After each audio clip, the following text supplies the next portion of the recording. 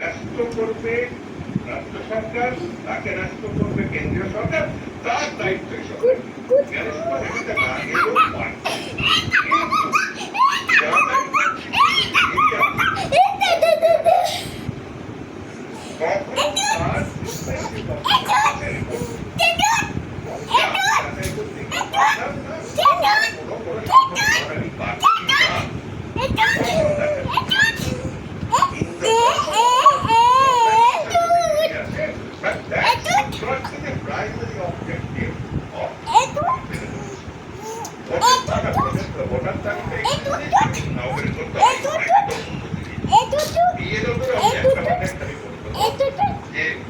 আসল খেলা কিন্তু এই যতই আমরা সেটার ব্যাপারে সাবধান করে দেওয়া ভালো।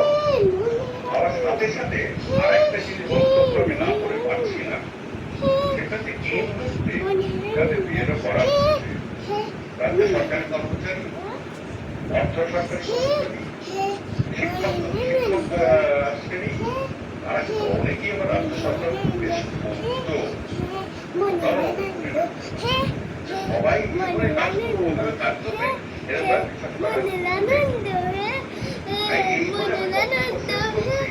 এই হলো স্বচ্ছ বিচার, এই ডিভিশনের দরকার এবং ওই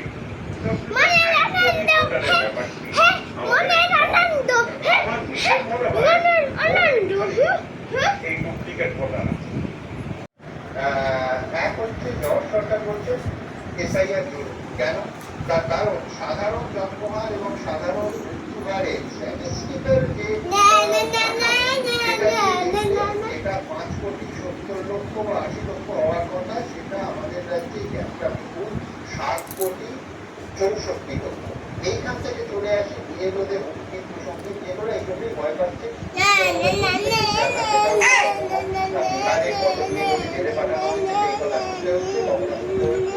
আমাদের সরকার আমরাই ক্ষমতায় ফিরে আসবো। আমি বলছি জর্জা সঠিক বলেছেন যে স্কুলে বা কর্মস্থলে তিনি নির্বাচন কমিশনের অধীনে এটাও ঠিক, তার নিয়ে আরো একটু বেশি করে তারপরে তো তাকে তার স্কুলে এবং তার কর্মস্থলে যুক্ত হবে। সুতরাং ব্যাপারটা বোধ হয় ঠিক কতটা মানে